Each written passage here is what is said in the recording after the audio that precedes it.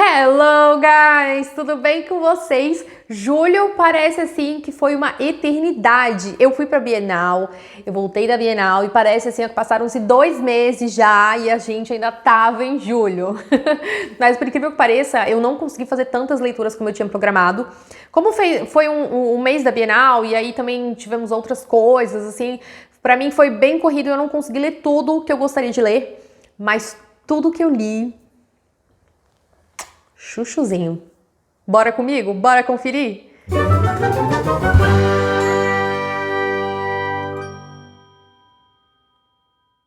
Vou começar falando então de um livro, na verdade uma HQ, na verdade um mangá, que eu desencalhei finalmente, que foi O Último Voo das Borboletas. Essa foi uma história que eu gostei bastante, mas que não foi 5 estrelinhas. Esse livro, então, vai contar a história de uma cortesã, se passa no Japão, no século XIX, se eu não estou enganada, é isso mesmo, no século XIX, e é uma história muito intensa, né? Ele é um mangá, como eu falei pra vocês, então você começa lendo de trás pra frente, ele é todo em preto e branco, qualidade pipoca e nanquim, né, que é incrível, então tem uma página com uma gramatura muito boa, eu acredito que seja papel pólen pela textura, não sei se tem essa informação aqui, vamos ver... Olha, acho que não fala, mas me parece muito ser papel pólen.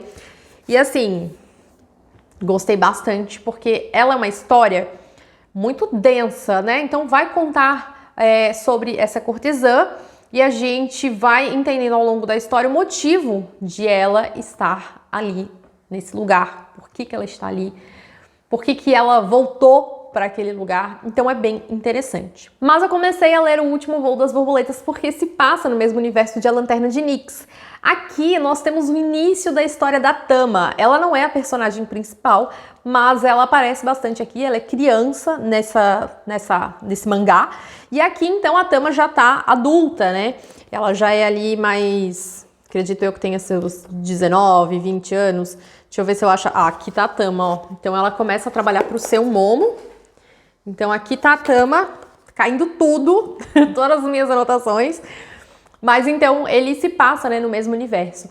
E aí, quando eu soube dessa informação, eu imaginei que teriam a mesma vibe. Porque a Lanterna de Nyx tem uma vibe assim muito fantasiosa, muito gostosa, jovem. E aqui não é o caso, esse aqui é um drama muito intenso. Então eu acredito que tenha sido por isso que a Deza não gostou. Uma coisa importante é que crianças como a Deza não podem ler esse mangá, tá? Ela leu antes de mim e não é legal.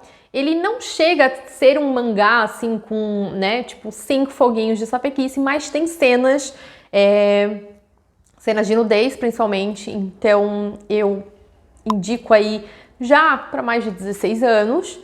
E ele, como eu disse pra vocês, é uma história bem densa e não é fofinha e divertida como a Lanterna de Nyx. Então eu acredito que tenha sido por isso que a Deza não gostou.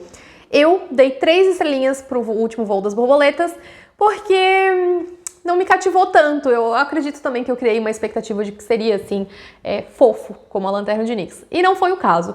Gostei bastante, mas não foi tão incrível assim, né? E não tem como a gente não comparar. Então, fazendo essa comparação, dei 5 estrelinhas, dei 3 estrelinhas pro Último Voo das Borboletas e a Lanterna de Nyx, né? Com 5 sempre, meu favoritadíssimo. Agora a gente vai falar de um livro que, assim, pegou meu coração, aí saiu um braço de dentro do livro com um martelo e fez assim, ó, pá, pá, pá, quebrou meu coração em 1000 pedaços.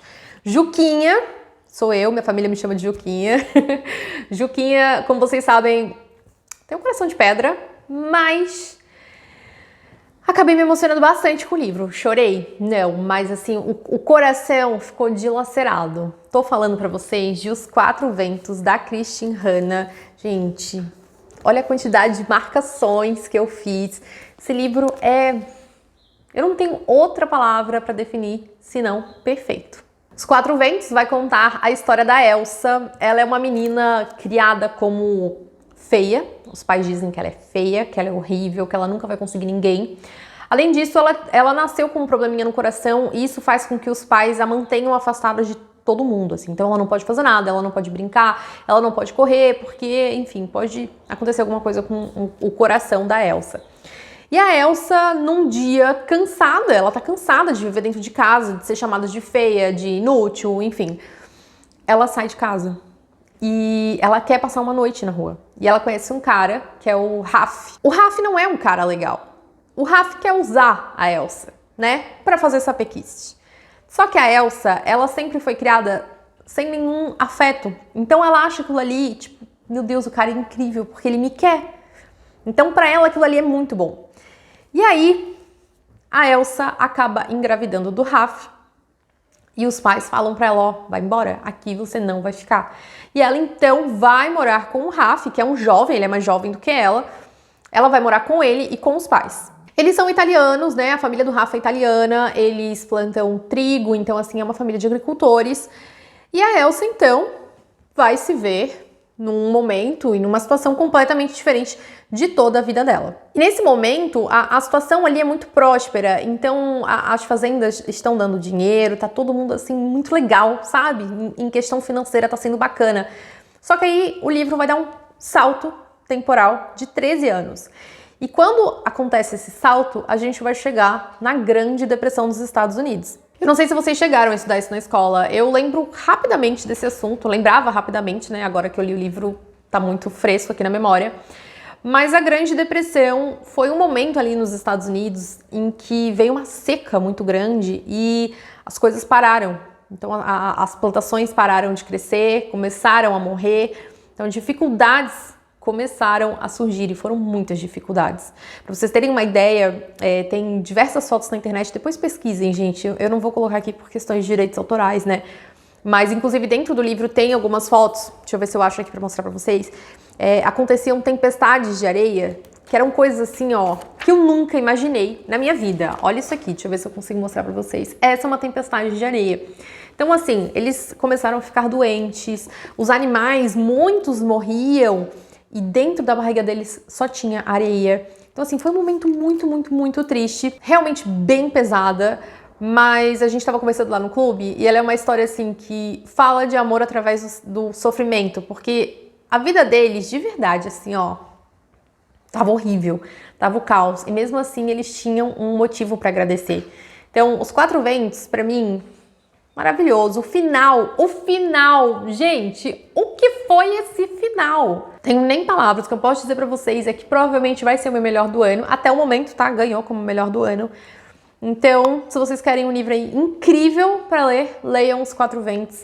Putz, tem nem palavras, assim. Eu nem vou falar muito mais porque eu me empolguei tanto com essa história que provavelmente vai ser spoiler. Eu queria ter gravado um vlog de leitura pra poder compartilhar com vocês cada um dos meus sentimentos ao longo dessa história.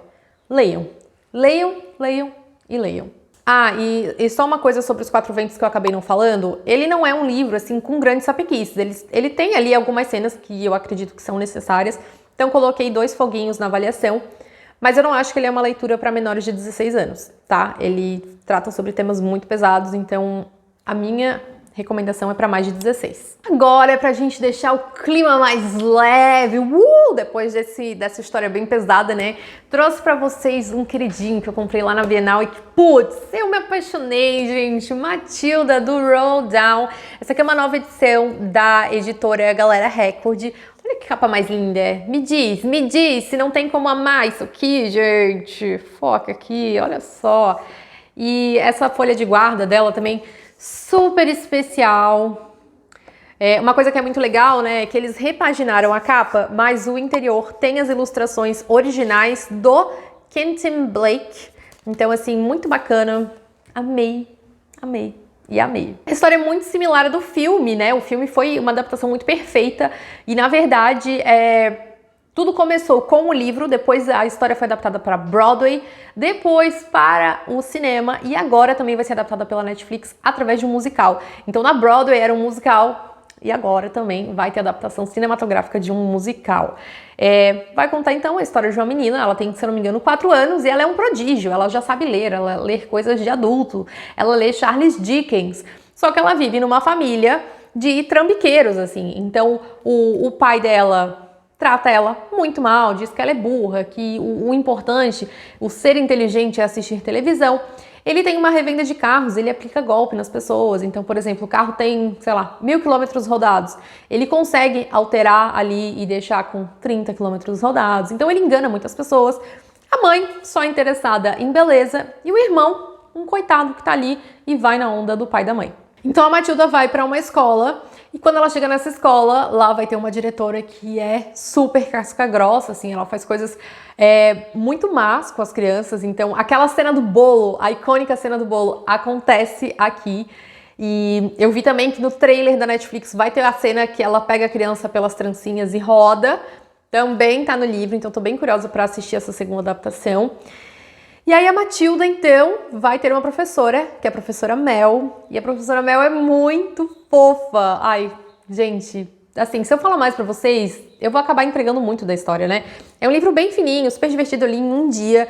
Ele é todo ilustrado, então, muito legal. E uma das coisas que eu gosto também é que os livros, os capítulos, tem textinhos, assim, títulos, sabe? Frases. E eu acho isso muito legal. Eu adoro capítulos que tem frases assim que vão te dar tipo um pequeno spoiler do que vai acontecer. Então gostei bastante da história.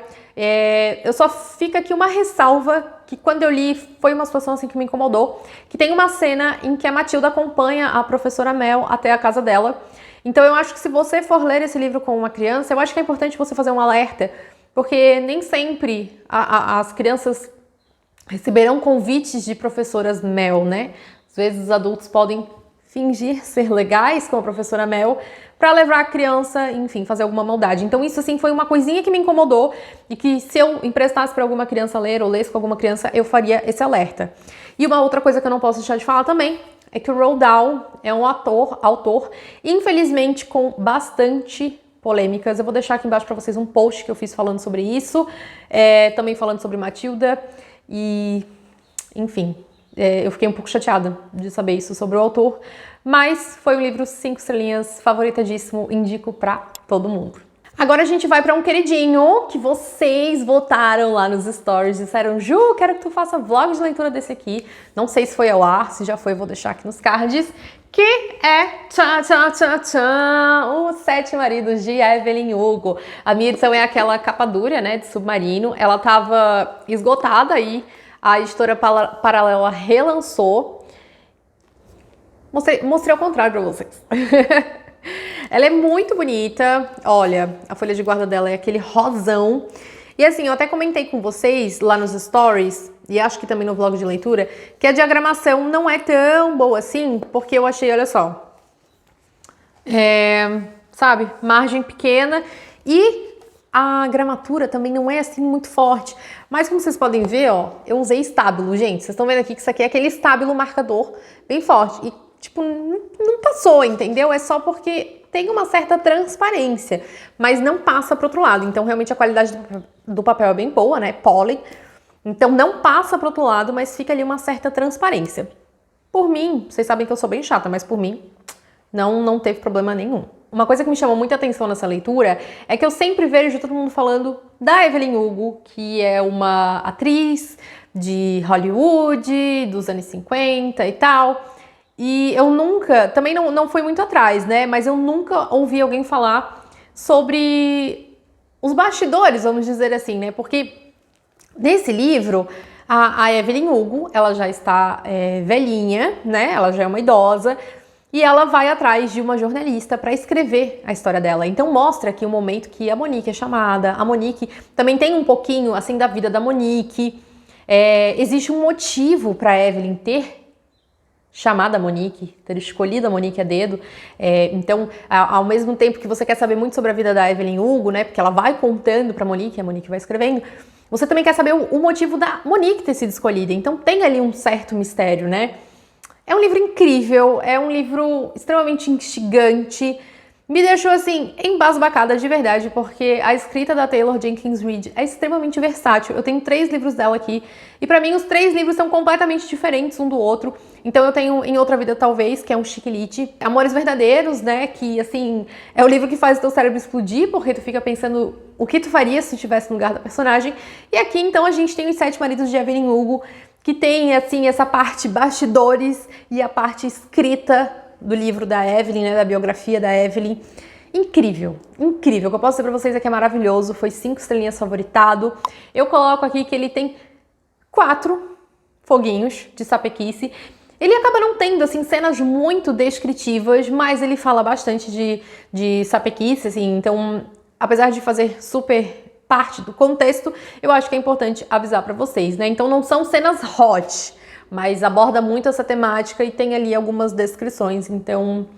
Não, eu vou colocar 3 foguinhos. 3 foguinhos. Acho que 3 é uma boa correspondência aqui para Os Sete Maridos de Evelyn Hugo. Gente, leiam. Leiam. É maravilhoso. E aí, para finalizar, um suspensezinho. O Bebê de Rosemary, do Ira Levin, não sei como é que fala o nome desse homem. Também é capinha dura, ó. Ele é lançamento da Dark Side, muito bonito. Tem o corte trilateral colorido. Fitilho. Por dentro ele é assim, ó, diferentão. Muito bacana, assim, no começo dos capítulos, deixa eu ver se eu mostro aqui pra vocês, ó. Ele é sempre assim, diferente, muito legal. E também tem adaptação literária, né? Então, a adaptação cinematográfica. Então, o filme foi baseado no livro e o que mais me impressionou foi que o livro, apesar de ter sido escrito em 1967, foi publicado em 1967, ele é extremamente atual, assim. A escrita dele parece que foi escrita hoje, de verdade, assim. Não tem palavras difíceis. É muito bom. É muito bom. E aí, logo depois eu assisti ao filme e eu gostei muito da adaptação, porque, assim, até as falas são iguais, tá? Eles tiveram muito esse cuidado. Só que o filme não tem o clima de mistério que o Bebê de Rosemary tem aqui, ó, no livro. Então, o livro... Pra vocês terem uma ideia, eu li acho que em um dia ou 2, não lembro. Quem me acompanha nos stories aí viu. Eu acho que foi em um dia ou 2, não sei. Mas enfim, foi um livro assim que não dava de largar, porque é um suspense. Ele não te dá medo. Eu comecei lendo pensando, puta, vai me dar um medo do caramba, né? E ele não dá medo, mas ele te instiga porque tá acontecendo alguma coisa ali. A Rosemary, ela se casa... E ela quer morar num apartamento ali que tem um prédio em Nova York, que é um prédio super considerado cult, sabe? Só que aí, ela tem um amigo, que é o Hug, se eu não me engano. Esse foi um dos primeiros livros que eu li no mês, né? Então pode ser que me falhe a memória em alguns momentos. E ele conta pra ela que esse prédio já aconteceram coisas muito estranhas, que tinham irmãs ali que eram conhecidas como canibais. Enfim, algumas mortes, suspeitas e tal. Mas a Rosemary não tá nem aí, porque ela quer morar nesse apartamento. E ela vai, então, morar no apartamento com o marido. E aí eles conhecem, quando eles estão lá nesse apartamento, eles conhecem uma vizinha. Na verdade, quem conhece é a Rosemary, né? Ela vai até a lavanderia e chega lá, essa vizinha tá lá. E essa vizinha é uma jovem que foi adotada por um casal de idosos que mora ali no prédio. Ela estava nas ruas, ela estava se drogando... Mas ela fala o tempo inteiro que esse casal de idosos é incrível, que eles cuidam muito bem dela, enfim, a amizade vai ficando por aí, elas se encontram ali na lavanderia e tal. Um certo dia a Rosemary chega no prédio e ela e o marido veem essa jovem morta, né? Ela se jogou lá de cima, ela se suicidou. E eu esqueci de falar um detalhe pra vocês, o marido dela é um ator em ascensão, então ele quer muito crescer, mas ele ainda não tem o ibope que ele deseja. Eles estão ali na casa deles, eles acabam fazendo amizade com esse casal de idosos. E aí coisas estranhas começam a acontecer. Você vai lendo, você vai ficando, isso aqui não é legal, isso aqui não é normal. Ela vai comer uma comidinha ali que ela sente um gosto estranho, você fica, não come isso, Rosemary, o que está acontecendo? Não faça isso. Então, o tempo inteiro você vai assim, sabe? Rosemary, pelo amor de Deus, se toca, tem algo estranho acontecendo. Mas nem você sabe o que está acontecendo, sabe? Porque não tem essa revelação. São assim, suspenses que você fica, meu Deus, o que tá rolando aqui? Será que realmente é isso que eu tô pensando? Ou será que, tipo, a Rosemary tá certa e não tá acontecendo nada? No final do livro, vou falar a real pra vocês, não vou falar spoiler, mas no final do livro, eu cheguei a desacreditar do que estava acontecendo. Pensei, eles estão com razão. Ela tá errada. Aí depois eu pensei, não, ela tá certa, vocês estão errados. Ai, gente, é maravilhoso. Putz, é maravilhoso. E aí o final, bem no final mesmo, assim, a Rosemary tomou uma decisão que eu, Juliane, não tomaria. E aí eu fiquei muito reflexiva se eu deveria dar 5 estrelinhas favoritar ou não. Então eu fechei o livro e fiquei pensando, e pensando, e pensando. E, gente, a questão é que eu não consegui parar de pensar. Então, não é porque eu não tomaria a mesma decisão do personagem que eu vou invalidar toda a leitura e tudo que eu achei incrível. Então, foi 5 estrelinhas, favoritadíssimo. E, putz, leiam o Bebê de Rosemary. Pensem no final como algo que talvez tenha relação com a maternidade. Não é uma decisão que eu tomaria, mas talvez eu não esteja num lugar de falar. E não sei. É bem dúbio esse final, mas é maravilhoso. Leiam. E aí, curtiram as minhas leituras de julho? Cara, foi muita coisa boa, hein? Olha, todos aqui merecem ser lidos por vocês. Então, se quiserem adquirir, os links estão aqui embaixo. E lembrando que se vocês comprarem pelos meus links, vocês me ajudam com comissão. Não precisa comprar necessariamente os livros que estão aqui. Ai, Ju, quero comprar uma Alexa. Clica ali no link, procura a Alexa e compra. Vai me ajudar com comissão do mesmo jeito. Tente mais tarde. Só porque eu falei o nome dela, vocês ouviram? Mas é isso, gente. É importante que o carrinho seja vazio antes de clicar no link, tá? Mas não esqueçam, comprem pelos meus links, porque isso é muito importante financeiramente pra mim, porque é assim que eu monetizo o meu trabalho, tá? Então não esqueçam, quando comprarem algo, comprem pelos links que estão aqui na descrição. Eu vou ficando por aqui. Um super beijo pra vocês e até a próxima. Tchau!